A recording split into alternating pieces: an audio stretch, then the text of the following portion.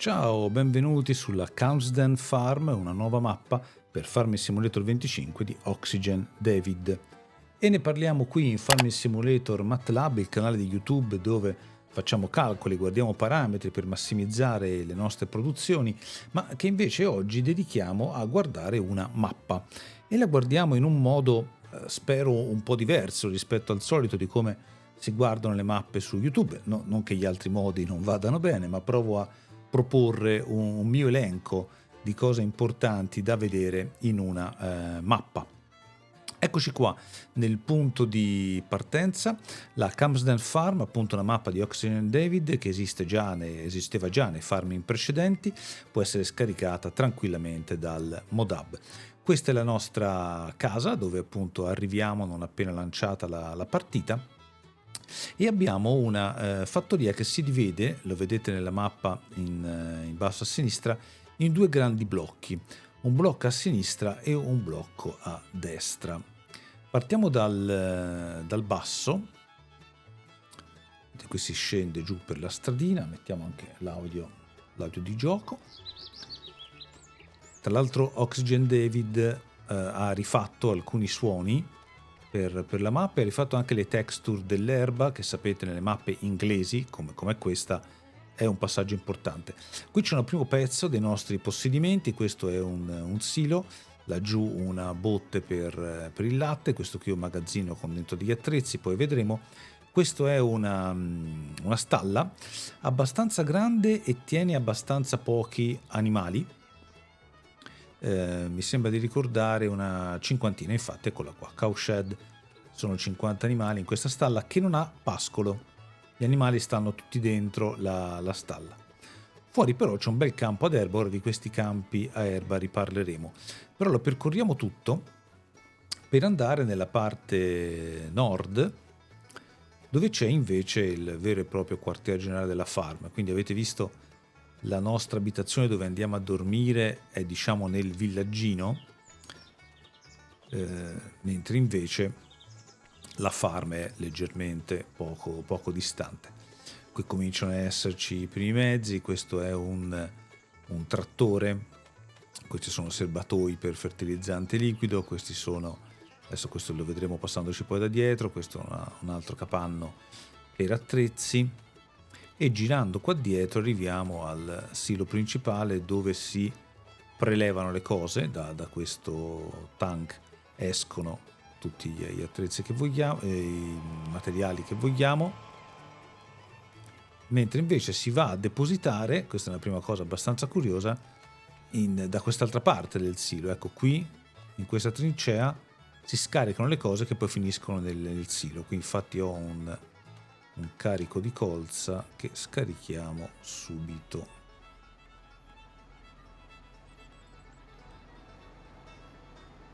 E quindi bisogna fare una manovra in più, ecco, diciamo è meno lineare rispetto al solito scaricare in un silo. Poi appunto le cose che scarichiamo qui le ritroveremo, questa porta chiaramente si può aprire e chiudere, le ritroveremo qua dentro nel nostro silo. Allora, che possedimenti abbiamo in fase di partenza? Poi dopo lo vedremo meglio. Abbiamo questo campo di colza enorme che, come vedete, stiamo già cominciando a trebbiare. Laggiù c'è l'operaio che si è fermato perché ha riempito il suo serbatoio. Però prima di vedere questo, partiamo da un altro aspetto che per me è fondamentale quando si tratta di valutare una mappa su Farming Simulator. Ed è la qualità visiva e il realismo della mappa, come sono i dettagli, l'illuminazione, se il design è effettivamente realistico. Allora, questa appunto è la nostra farm, no? Una farm inglese un po' vissuta, vedete i capannoni, non sono propriamente nuovi, immacolati, ci sono queste decorazioni di detriti, anche questo decorativo. Questo container abbastanza usato, anche le texture del terreno sono abbastanza sporche, questa qua è una botte per la benzina. La farm secondo me è molto bella, vedete anche qua questa sorta di detriti di nuovo, di cose che non servono a niente se non decorative. Se anche ci spostiamo dove eravamo prima, facciamo anche un giro per le strade, ecco, le strade sono piccole, anche queste molto realistiche, guardate anche le texture, i muretti in pietra, che sono tipici di questa parte d'Inghilterra, insieme alle siepi ce ne sono tante, anche queste che separano i vari appezzamenti di terreno. Torniamo un attimo anche alla stalla, che è qua giù in fondo. Ecco, vedete, poi c'è anche questo piccolo villaggio dove il traffico sostanzialmente è costituito dai pedoni, laggiù ne vedete uno, che è fatto di queste casette a schiera con l'orticello, di nuovo divisi con muri in pietra, questi appunto abitazioni molto, molto particolari. Poi torneremo anche nella nostra. Da quest'altra parte della strada appunto c'è casa nostra, che però è inserita in un contesto di altre case, vedete qua dietro. Poi si prosegue, a parte i soliti personaggi inquietanti di Farming Simulator 25 che ci guardano man mano che passiamo, ok? Però qui ci sono poi altre case, tutte intersecate fra loro. Manca magari una chiesetta, potremmo dire, per dare proprio la caratteristica del villaggio. Queste sono soltanto abitazioni. Laggiù esce anche del fumo dal camino. Dicevo, andiamo anche alla stalla per fare un'ultima valutazione sulla bellezza della mappa. Questi sono i giardini delle case degli abitanti, anche divise su più livelli. Anche questo è un altro posto. Tra l'altro possiamo anche aprire il cancello, anche se qua non è nostro. Dicevamo, torniamo alla stalla, perché anche la stalla, seppur a me non piace, perché mi piace vedere i pascoli, no? Però è una stalla dal punto di vista proprio dell'impostazione grafica, secondo me molto bella, molto, molto realistica. Vedete qui le aperture per far passare la luce, qui ci sono i cassoni per il latte probabilmente. Questo è l'impianto di lavorazione del latte. Ora qui non abbiamo mucche, questa è la mungitrice. Qua lo spazio per le mucche, poi chiaramente qui dovremo mettere anche la paglia, esattamente come le stalle della versione base di Farming Simulator. Quindi a mio avviso questa è una botte per i liquami. Ecco, molto bello questa vasca per i liquami, altra caratteristica Slurry Store, Do Not Enter. Altra caratteristica di questa mappa, perché ricordate, nella mappa standard di Farming Simulator i liquami sono gestiti semplicemente da un tubo che esce fuori dalla stalla. Qui invece c'è questa cosa un pochino più divertente, fatemi dire. Peraltro questa mappa, dice il suo autore, è tratta da una porzione reale dell'Inghilterra, mi pare la contea di Gloucester, potrei sbagliarmi. Infatti vedete come il PDA è fatto con un'immagine satellitare. Qui ci sono dei campi per la raccolta della legna, e poi invece ci sono i campi normali previsti, ma vedete anche le case sono come prese da un'immagine satellitare, no? Questo aggiunge un tocco di realismo, a mio avviso, alla mappa. Qui continuiamo a muoverci all'estremità del villaggio, vedete anche questo incrocio molto, molto carino.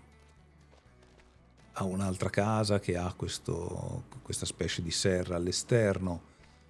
Qui ci sono altri prati verdi, come ci aspetteremmo di vedere nella campagna inglese, e così dicendo. Quindi a mio avviso, chiudendo questo primo punto sulla grafica, sulla qualità visiva, sul realismo, la mappa funziona molto bene. Vedete anche quanto è selvaggio qui il bordo, per niente pulito, con queste staccionate. A mio avviso, dal punto di vista della qualità realizzativa della mappa, siamo veramente in altissimi livelli. Mi piace veramente, veramente molto. Poi possiamo addentrarci appunto in questa macchia fino a tornare ai muri di cinta, che non so se riusciamo a scavalcare, infatti no. E c'è anche questo campo da tennis con la rete un po' alta, fuori proporzione, diciamo, rispetto al nostro personaggio.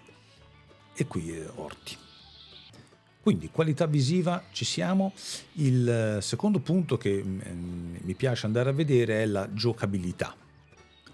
Ovvero, vediamo se riesco a spiegarmi cosa voglio fare. Allora, andiamo su un campo di nostra proprietà, poi vedremo anche che cosa ci viene dato in partenza. Allora, giù c'è la nostra farm, l'abbiamo visto prima, quello là è il nostro silo. C'è questo campo in dotazione, il campo numero 5, che è un campo enorme, di 7,8 ettari di terreno lavorabile e un totale di 9 ettari di superficie occupata. Vedete addirittura il campo 4, noi non ce l'abbiamo, andiamo a vedere, sono 17 ettari di superficie lavorabile. Qui c'è il campo 6 che è ancora più grande, il campo 15 che è ancora più grande, poi ci sono anche campi più piccoletti, come potrebbero essere il 3, il 2 che è subito accanto alla nostra farm, questo magari poi lo compreremo anche abbastanza velocemente. Quindi quello che voglio dire è campi comunque grandi. Infatti torniamo sul campo 5, anzi andiamo a vedere la nostra mietitrebbia. Infatti il campo che ci viene dato subito è un campo molto grande, ma la mietitrebbia che abbiamo in dotazione è una delle più piccole del gioco. Tant'è vero che io l'ho venduta, infatti vedete sopra non ho i 100.000 euro classici, ne ho un po' di più, perché ho venduto la mietitrebbia e ho affittato un'altra mietitrebbia leggermente più grande, giusto per finire un pochino prima, perché altrimenti a lavorare 8 ettari di terreno ci si mette un sacco di tempo. Quindi servono mezzi mediamente grandi, questo vale per le mietitrebbie, vale anche per i cassoni chiaramente, quindi di conseguenza vale per i trattori. Qual è però il problema? Spostiamoci su un trattore qua. Allora, qui siamo esattamente dove abbiamo scaricato, no? Adesso lasciamo il carro qui. Il punto è che le strade sono tutte così, sono strade molto piccole dove il trattore ci passa a malapena, la trebbiatrice quando si sposta da un appezzamento all'altro ci passa a malapena, il traffico è per fortuna limitatissimo, quindi anche se l'ho lasciato impostato ci sono appunto dei pedoni qua e là, laggiù ne vedete uno, però di macchine se ne vedono abbastanza poche passare e per fortuna perché le strade sono tutte così molto piccole, quindi questo è un aspetto sulla giocabilità che va considerato, no? Abbiamo dei campi molto grandi da lavorare, ma delle strade per muoversi fra un campo e l'altro veramente molto, molto piccole. Per carità, questo forse aggiunge, anzi senz'altro aggiunge un livello di realismo importante, sono molto belle le strade fatte in questa maniera, però se vogliamo cominciare ad automatizzare tutto, piazzare l'autodrive, comincia a essere un pochino più complicato. Però questo è un aspetto da considerare, però per me non è un'insufficienza, è semplicemente una considerazione da fare. L'altro aspetto sulla giocabilità sono le produzioni e qui andiamo a vedere le produzioni che sono presenti nel gioco, che peraltro sono già di nostra proprietà quando cominciamo la partita, e sono la segheria, che è situata qua, il biogas, che è situato direi qua giù, eccolo qua, un impianto biogas a 250 kW, dopo vedremo, e basta, non ci sono altre produzioni, lo vediamo anche da qua, vedete in possesso abbiamo il biogas e la segheria, disponibile non c'è nessuna produzione disponibile. Cosa vuol dire questo? Vuol dire che se noi per esempio vogliamo piazzare un caseificio, un frantoio, un forno, produzioni che sono anche abbastanza normali all'interno del gioco, dobbiamo farlo noi a nostre spese, non sono già disponibili nel gioco da comprare, perché disponibili ci sono soltanto segheria e biogas e peraltro sono già di nostra proprietà. Volevo vedere se vendo la segheria, infatti si può vendere ma si guadagna zero. Quindi che cos'altro bisogna andare a vedere allora in questo caso? Bisogna andare a vedere dove si possono mettere altre produzioni, no? Allora sicuramente ci sono i campi che non sono necessariamente, non è montagnosa, la mappa è abbastanza piana, però non è neanche completamente spianata. Per esempio, se mi ricordo bene, questo campo nostro a Erba, ecco qua, è abbastanza dritto, qua però c'è una leggera salita, insomma, anche se volessimo prendere questo campo, trasformarlo in produzioni, vedete qua giù c'è una discesa, bisogna stare comunque attenti al fatto che il campo non è perfettamente piano. Una soluzione per le produzioni che avrei trovato io potrebbe essere qua. Allora, questo è uno dei punti vendita, adesso li giriamo i punti vendita, dove appunto si vanno a vendere i nostri raccolti, le nostre produzioni. Questo peraltro molto carino, con queste serre, vedete anche, dicevamo prima, la qualità visiva e quanto ci consente anche di immedesimarci, no? nel giocatore. Anche questa è una decorazione molto molto carina. Qua c'è questo bar con il glace artisanal, che detto un po' bienvenue, detta un po' in francese, diciamo, anche se questa è una mappa inglese. Ecco, però qui accanto, allora in questo punto vendita si accede, passiamo da qua, in questo punto vendita si accede da questo cancello, c'è questa strada che poi ci connette alla strada principale. Qui accanto c'è questo campo, siamo proprio sul bordo nord-ovest della mappa. C'è questo campo che è totalmente pianeggiante, anche abbastanza largo, e qui per esempio ci potrebbe stare piazzare qualche fabbrica, qualche produzione e poi collegarci, vedete qui è tutto completamente piatto, e poi collegarci alla strada che è qua e poi da qui proseguire e andare sulle arterie principali. Quindi questo aspetto della giocabilità è importante. Non abbiamo produzioni a parte il biogas e la segheria. Tra l'altro carino anche questo attraversamento su questa specie di fossato. Però possiamo piazzarle da soli, chiaramente pagandole ovviamente, da soli in certe zone, in certi campi che magari possediamo, oppure in zone laterali del gioco. Anche senza comprare, perché questi terreni, diciamo che non sono campi, sono comunque nostri, quindi possiamo piazzare la produzione, dobbiamo pagare la produzione, ma non ci sarà un problema con il terreno. E questo ci porta in un altro punto che mi piace analizzare delle mappe per valutarle, per capire se mi piacerebbe giocarci o no, che è la personalizzazione. Abbiamo visto appunto che possiamo personalizzare le nostre produzioni sulla mappa, ma c'è un'altra cosa importante della Camsden Farm di Oxygen David, che appunto è la personalizzazione, cioè come possiamo gestire. Per esempio, torniamo alla stalla. Tutta la mappa, dice Oxygen David, è personalizzabile, nel senso che io posso prendere tutti gli elementi che stanno su questa mappa e eliminarli, se per caso non mi piacciono. Ci sono, se lo faccio su una mappa normale, ammesso che mi sia concesso, perché in tante mappe non posso eliminare strutture importanti come la stalla, come la fattoria, come il silo, come altre cose. Dove però riesco a farlo, spesso lascio il terreno in condizioni inguardabili. Qui invece lo facciamo, poi non salverò la partita ovviamente, posso prendere per esempio questa stalla che magari non mi piace perché non c'è il pascolo, mi piace il pascolo, peraltro qui davanti abbiamo anche questo immenso campo verde, totalmente utilizzabile per questo, farà peraltro anche già recintato.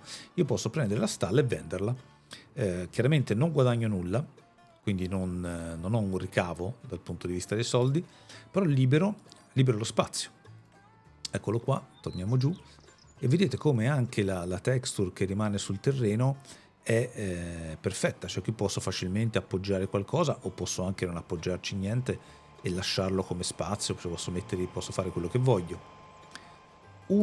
C'è qualche punto problemino qua e là, per esempio quella meravigliosa vasca per i liquami ha creato questa deformazione del terreno, quindi qui dovrò venire con lo strumento di terraforming e riportare sul terreno, pareggiarlo, bisognerà farci un minimo di lavoro. Altra cosa che posso fare, per esempio qui è rimasta questa ruota, no? Sospesa un po' a mezz'aria, qui ci sono tutti questi detriti, ma anche questi sono eliminabili. Sempre in costruzione posso andare qua, remove farm junk, e questo mi elimina tutte quelle decorazioni, diciamo così, che mi lasciava la mappa. C'è qualche errore qua e là, questa è la versione 1.0 della mappa. Oxygen David sta già lavorando a un aggiornamento che non richiederà un nuovo save game, almeno così ha detto lui su Facebook. Qui vedete per esempio c'è questa decorazione che è rimasta sospesa in aria, saprei neanche come toglierla, anche se probabilmente il modo c'è. Qui chiaramente è rimasto il silo, ma può essere rimosso facilmente anche questo, oppure il nostro magazzino, dove dentro peraltro c'è anche un mezzo. Andiamo a vedere, poi ci torniamo dopo. Sì, qui c'è. Ok, quindi questo è un aspetto della personalizzazione importante.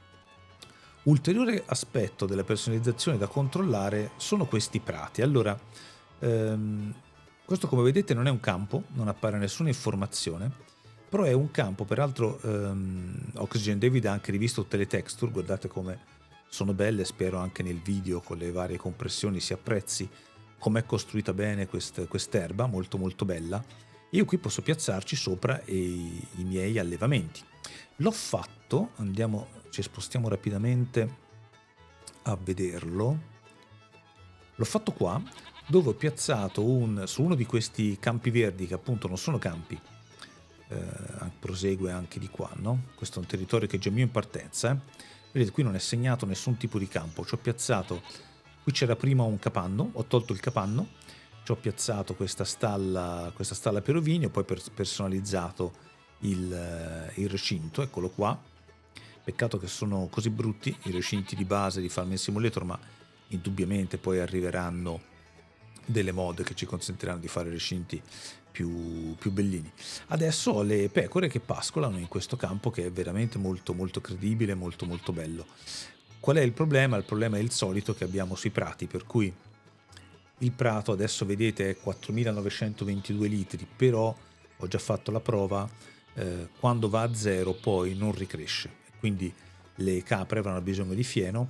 Visivamente il prato rimarrà così, quindi sarà sempre bello da vedere perché ci sarà sempre l'erba a questa altezza, non succederà nulla dal punto di vista estetico, però non ricresce dal punto di vista pratico, e quindi le capre hanno bisogno di mangiare e dovremo dargli noi il fieno, come se questo prato alla fine non ci fosse. Io questo non credo sia un problema della mappa di Oxygen David, della Camsden Farm, credo sia un problema generale di Farming Simulator che speriamo un giorno venga fissato. Una cosa che non ho detto in partenza, potrebbe essere utile da sapere, c'è questo terreno qua, piccolissimo, il 40, vedete, proprio un appezzamento che costa 4.000 euro, e questo può essere comprato, non è nella dotazione originale, può essere comprato, e quando si compra si attiva il pollaio. Il pollaio è questo, vedete anche qui molto molto molto molto carino. Le uova presumo spawneranno qua, ancora non è passato un mese, quindi non si vede ancora niente.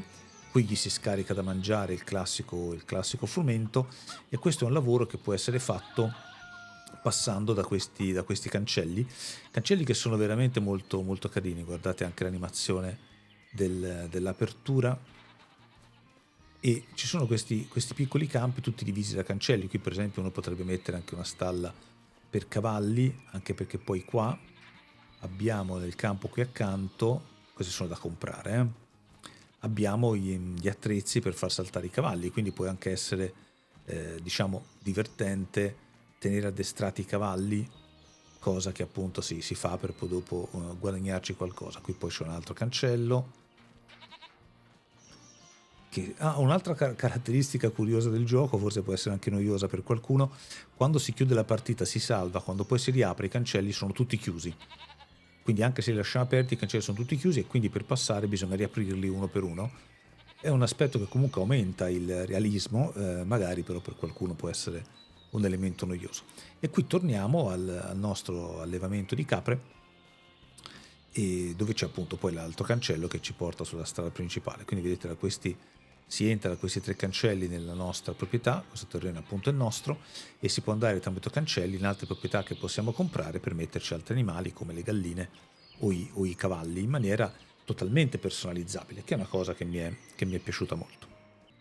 Per quanto riguarda le missioni, sempre in termini di personalizzazione, e avere dei terreni grandi ha dei vantaggi grandi, perché vedete che ci sono ricompense per le lavorazioni molto molto alte, anche molto basse. Per esempio il terreno 43, se vogliamo andarla a falciare, ci danno è 950 euro, no? Però sono appunto 3 ettari, 0,3 ettari. Però ci sono terreni enormi, come ad esempio il 27, il 23, che sono grandi 16 ettari, 12 ettari e mezzo, che ci pagano tantissimi soldi per fare la falciatura, semplicemente per fare la falciatura. Quindi avere terreni grandi porta delle ricompense molto elevate. Anche questo raccogli sassi sul terreno 4, 42.000 euro. Qui dobbiamo raccogliere il terreno, raccogliere non so cosa, però comunque raccogliere, mietere qualcosa, e ci dà 60.000 euro. Quindi diciamo è facile fare, raccogliere colza. È facile fare soldi inizialmente, anche perché si possono mettere gli operai in queste lavorazioni, ricordiamocelo, e possiamo averne attive fino a 3. Quindi è facile fare lavori, conto terzi, e comunque portare a casa buoni soldi che poi ci servono a comprare le nostre cose.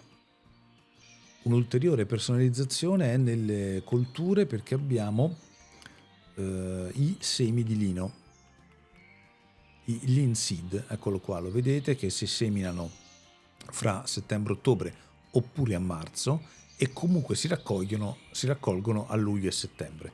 Il valore dei linseed è di 734 euro per 1000 litri, col massimo punto a gennaio e il minimo punto ad agosto. C'è da vedere qual è la resa per ettaro, non ho ancora fatto la prova, ma la farò, magari poi lascerò allungherò la descrizione del video per dirvi quant'è la resa degli linseed e come si collocano all'interno delle lavorazioni per il campo, no? Quindi come si piantano e come si raccolgono. Quindi diciamo che come personalizzazione mi piace molto il fatto che si possano togliere le cose che Oxygen David ha già messo nella nostra farm. Mi piace che si possa lavorare in questo modo, le missioni, insomma mi sembra una mappa molto personalizzabile, molto plasmabile alla nostra volontà. L'ultimo punto, la parte di economia. Allora, i prezzi di vendita sono esattamente uguali, a parte gli insid che chiaramente non esistono, sono però esattamente uguali alla versione base del gioco. Ne ho guardati un buon 80%, quindi i prezzi sono gli stessi e quindi le logiche di lavorazione sono le stesse. Ugualmente sono i prezzi gli stessi degli animali, delle stalle, non cambia sostanzialmente niente da questo punto di vista. I costi dei terreni chiaramente sono in proporzione alla dimensione, no? Quindi questo terreno da 19 ettari costa 1.100.000, insomma sono tutti però mi sembra cose standard, diciamo così. Adesso guardiamo l'ultima cosa, che è come è gestito il punto di partenza della partita quando giochiamo con la farm già impostata. Abbiamo appunto la nostra casa nella fattoria, che non è in fattoria, nel senso che è all'interno del villaggio. Abbiamo a disposizione la stalla delle mucche già dentro, bisogna metterci dentro gli animali, e poi c'è la nostra fattoria base, che è composta da questi mezzi che abbiamo già, da questi capanni che abbiamo già visto, che sono francamente tutti molto belli, tutti utilizzabili. Come campi abbiamo il numero 5 che dicevamo prima, l'ho trovato a Colza, che vale comunque già di suo mezzo milione di euro, sono 9 ettari. Abbiamo il campo 10 che è un campo ad erba, il campo 36 che è pure erba, il campo 38 che è pure erba, dove appunto abbiamo messo le pecore, ma c'è ancora molto spazio da gestire. Ecco, questi campi producono erba, come dicevamo prima, no? Qui non c'è il campo, quindi qui non c'è una cultura, c'è però l'erba che può essere tagliata e produce erba normalmente. Se però vogliamo qui seminarci qualcosa, lo possiamo fare, bisogna però ararlo. Quindi il campo è nostro, veniamo qui con il nostro aratro e lo prepariamo a ricevere colture che possono essere erba, ma anche altre tipologie di colture. Quindi abbiamo tutti questi campi qua, ci possiamo comprare con solo 4.000 euro in più il campo 40, il terreno 40 dove dentro c'è il pollaio. Poi abbiamo anche questo numero 1, di fatto sono tutte le zone, dicevamo prima, comuni del gioco, tipo qua dove potremo andare a mettere le produzioni. Il campo 26 invece è di nuovo un altro campo a erba, eccolo qui, molto carino con questa verticalizzazione, diciamo così, questa crescita sulla collina. Anche qui non c'è il campo, se vogliamo lo possiamo arare o se no lo possiamo falciare come un normale campo ad erba. Veniamo ai mezzi. Allora, i mezzi, eccoli qui, abbiamo a disposizione un po' di pesi, un aratro magari da cambiare subito. Qui adesso li scorriamo rapidamente, c'è anche un'imballatrice che chiaramente ci serve per fare le nostre balle di fieno. Ecco, dicevo prima, la mia T3 l'ho cambiata, ho venduto quello che c'era, ho noleggiato questa perché è un pochino più grande e i campi sono grandi, quindi ho bisogno di qualcosa di più largo. Noleggiato perché tanto una volta fatto il campo 5, che è bello grosso, ci metterà una giornata intera, posso darle indietro perché gli altri campi che ho in questo momento sono tutti campi di erba. Infatti, avendo anche il biogas di proprietà, quello che ti invita a fare il gioco è produrre subito del fieno per i tuoi animali e poi produrre insilato per il biogas. Abbiamo dei trattori che hanno un sacco di ore sulle spalle e quindi hanno anche dei valori un pochino più ribassati, però sono comunque trattori buoni.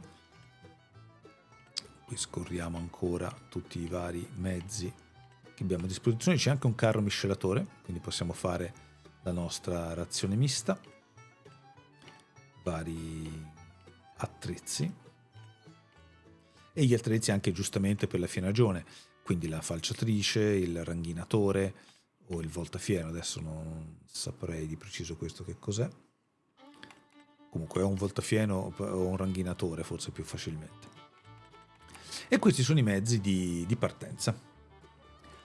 Alla fine, che giudizio diamo sulla Camsden Farm? Allora, in termini di qualità visiva a me sembra ottima. In termini di giocabilità, l'unico problema, perché poi per il resto è veramente tutto molto, molto carino, sono le strade, quindi muoversi con i mezzi. Può essere difficile automatizzarli con l'autodrive, se dobbiamo però guidare noi non c'è nessun problema. E francamente anche questo mi sembra un punteggio comunque quantomeno buono. La personalizzazione è ottima, se si vuole restare all'interno dello stile visivo chiaramente dovremo sceglierci dei posizionabili fatti in un certo modo, dovremo guardare con attenzione il modab, però possiamo fare davvero quello che vogliamo anche rimuovendo le personalizzazioni che ha fatto Oxygen David, quindi è veramente tutto molto ben personalizzabile.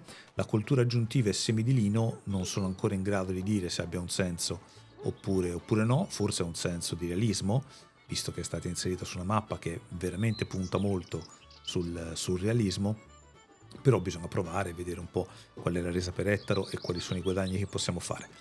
Dal punto di vista delle dotazioni di partenza sono tutte più che sufficienti, abbiamo tutto quello che ci serve per cominciare, magari la trebbiatrice è un po' piccola ma è facile cambiarla e quindi guadagnarci anche un po' di soldi vendendo quella e noleggiandone un'altra, e gli altri mezzi di partenza abbiamo tutto quello che ci serve per fare sostanzialmente il primo raccolto e la fienagione e tirar giù anche gli animali, perché abbiamo appunto già la stalla delle mucche. Mettere giù una stalla di capre sapete, abbastanza poco costoso, così come è poco costoso mettere giù delle serre nei nostri campi. Adesso non l'ho ancora fatto, ma è sicuramente una cosa che possiamo fare. Comunque dotazioni di partenza ottime. Quindi per me questa Camsden Farm è veramente una gran bella mappa, è disponibile sul modab, un bel grazie a Oxygen David che ha creato questa mappa, l'ha adattata per Farming Simulator 25. E fatemi sapere nei commenti cosa ne pensate voi, se avete trovato errori, se ho dimenticato delle cose da dire che invece potevamo raccontare su questa mappa, e ci vediamo in un prossimo video.